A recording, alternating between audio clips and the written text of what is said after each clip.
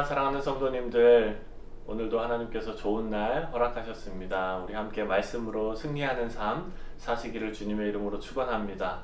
오늘 함께 묵상할 말씀은요, 잠언 19장 1절로 14절 말씀입니다. 제가 봉독해 올리겠습니다.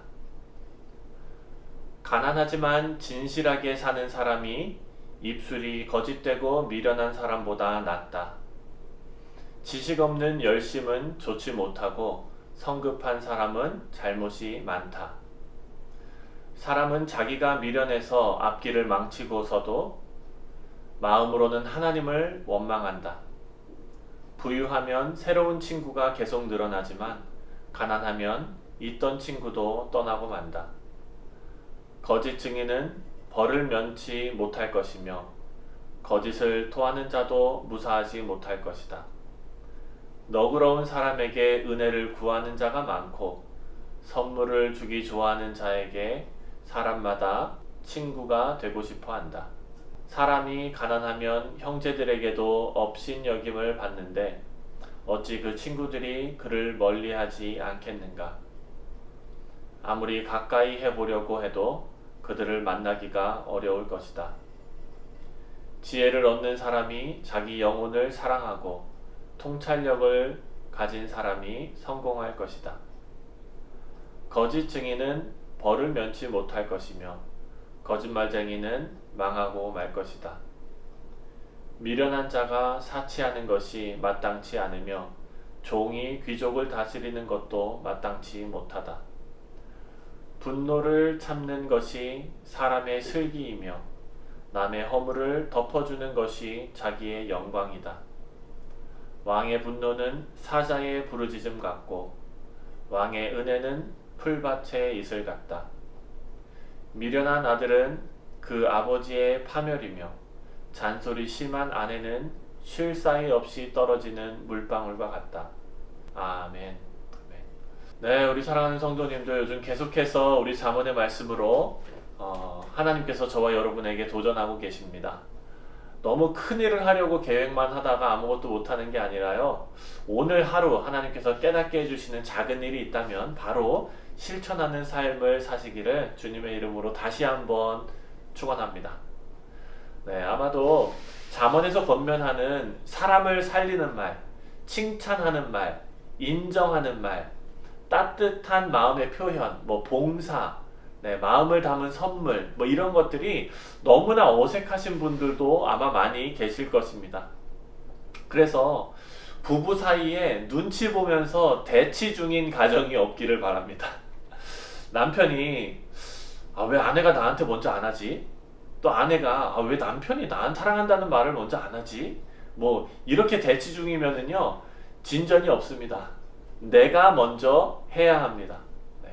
우리가 말씀을 받을 때 우리의 태도는요, 이 말씀이 나에게 주어졌다는 사실을 깨닫는 그런 태도여야 합니다. 이 말씀은 나에게 주시고 하나님께서는 나를 깨닫게 하시는 것입니다. 그래서 나의 삶이 변하고 나의 삶이 순종의 삶이 되는 것입니다. 여러분, 그래서 내가 먼저 해야 변화가 생깁니다. 오늘도 주시는 말씀을 내가 먼저 실천하시는 귀한 성도님들 다 되시기를 주님의 이름으로 축원합니다.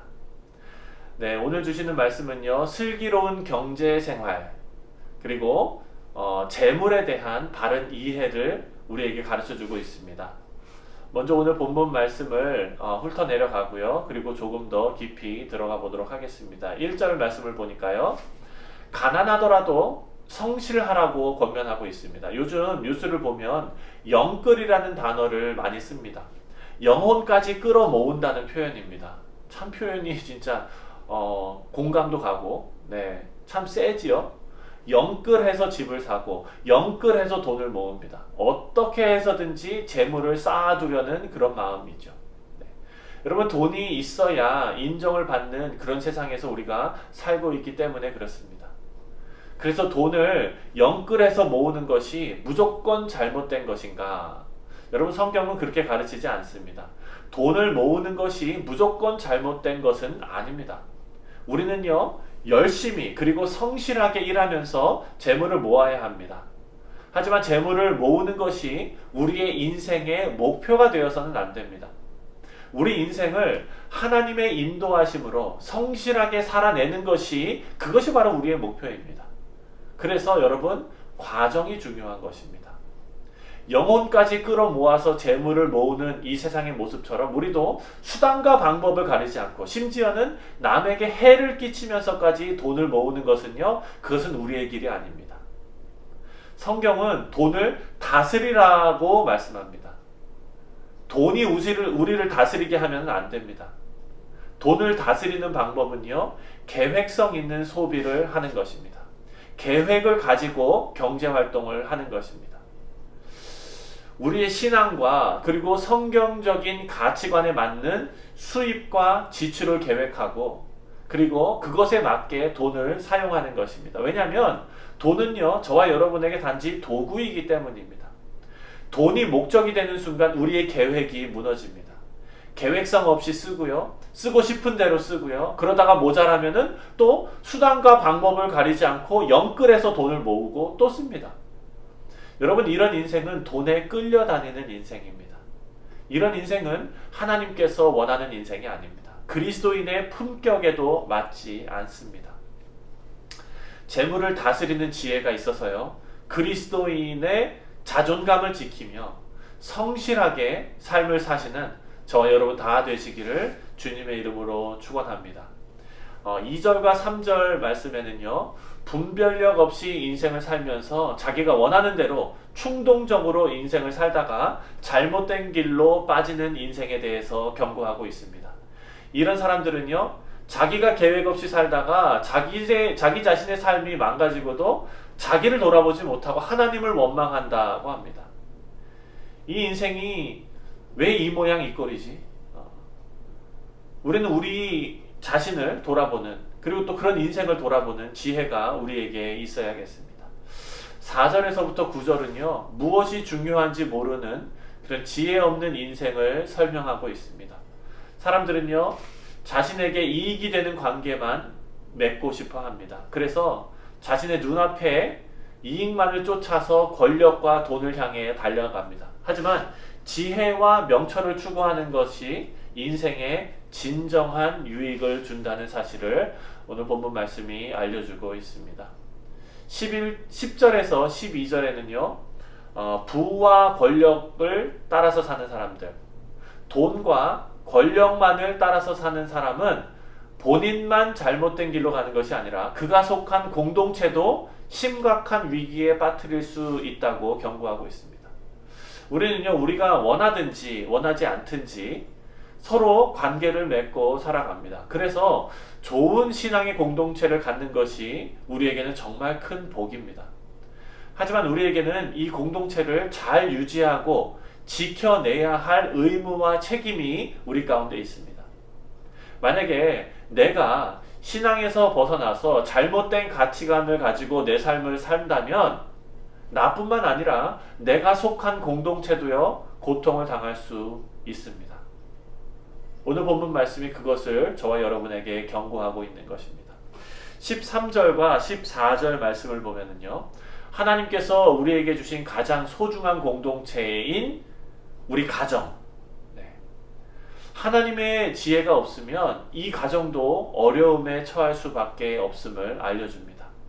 미련한 아들, 다투는 아내, 오늘 본문 말씀에는 없지만 철없는 남편까지, 우리 삶에 많은 부족함을 느끼고 또 우리는 그런 우리의 가정을 보면서 또 우리의 삶을 보면서 매 순간 좌절합니다.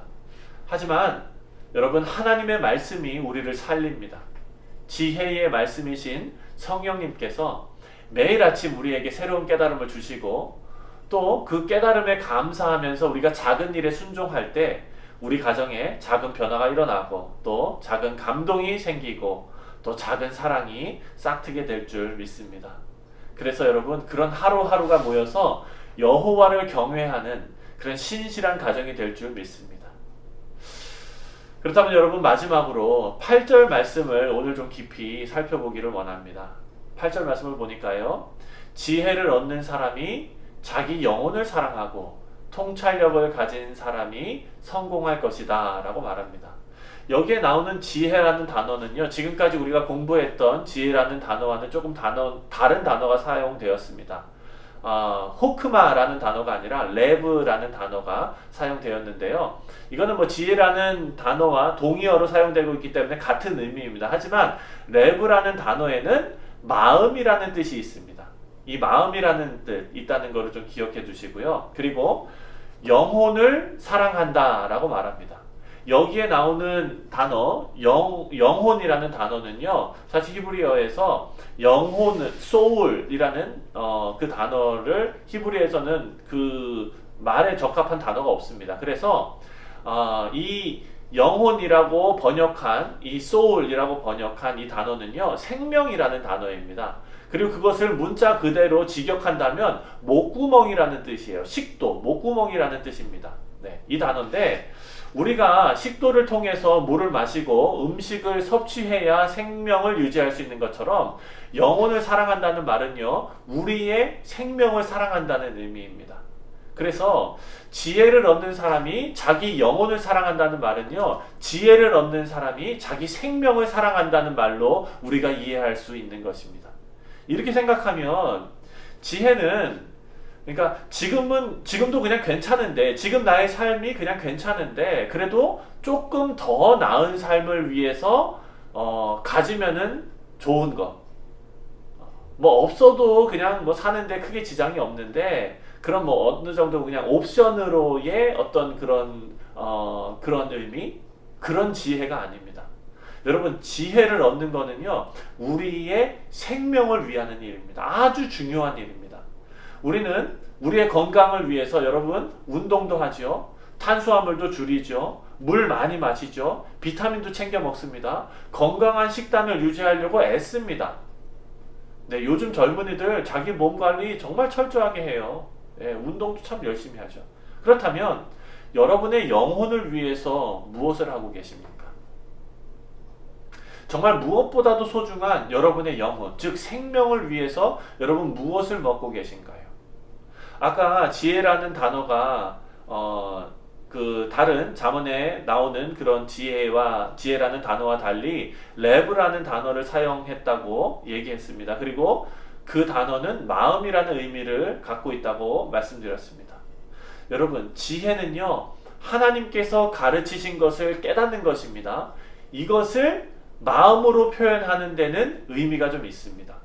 하나님께서 가르치는 것을 깨닫는 것은요, 하나님을 경외하는 삶입니다.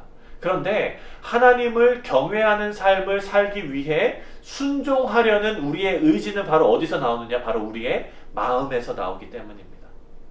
그래서 우리가 더 건강한 삶을 살기 위해서 우리의 몸을 소중히 여기는 것처럼 우리의 영혼, 우리의 생명을 위해서 우리의 마음이 여호와를 경외하는 마음이 되어야 하는 것입니다. 이것이 지혜 있는 자의 삶입니다. 사랑하는 성도 여러분, 우리는 하나님을 믿고 하나님을 의지하는 성도들입니다. 우리는요, 돈을 목적으로 삼고 돈을 우리 인생의 목표로 삼고 영혼까지 끌어모아서 그것을 쫓아 달려가는 인생을 살면 안 되는 것입니다. 반대로 돈을 다스리면서 하나님의 영광을 목표로 삼고 우리의 인생을 진실하고 또 천천히 한 걸음 한 걸음 살아가야 될 줄로 믿습니다. 여러분, 이런 복된 인생을 살아내시는 저와 여러분 되시기를 주님의 이름으로 축원합니다. 그리고 그 인생의 첫걸음은 바로 오늘입니다. 바로 오늘 우리에게 깨닫게 하신 그런 말씀이 있다면 그 말씀을 오늘 실천해 보시기를 주님의 이름으로 축원합니다. 함께 기도하겠습니다. 사랑의 하나님, 세상은 돈과 권력을 쫓아 영혼까지 끌어모아서 그 길을 따라갑니다. 하지만 아버지, 우리는 하나님의 말씀을 따라가기를 간절히 소원합니다. 우리 사랑하는 성도님들 한 사람 한 사람, 오늘 하루도 하나님의 인도하심을 따라가서 지혜 있는 자가 걸어가는 길을 걸어가며 하나님의 마음을 시원하게 해드리는 우리 모두 되기를 간절히 소원합니다. 하나님, 오늘 하루 우리 성도들의 삶을 주님 지켜주시고 학교를 가고 또 직장을 가고 또 일터에 나갈 때에 아버지 하나님께서 그곳에 함께 하셔서 그곳이 성소가 되게 하시고 그 일이 성직이 되게 하셔서 오늘 하루 성실함으로 그 사역을 잘 감당해야 하는 우리 사랑하는 성도들 다 될 수 있도록 복 내려 주시옵소서. 모든 것 감사드리며 예수님의 이름으로 간절히 기도합니다.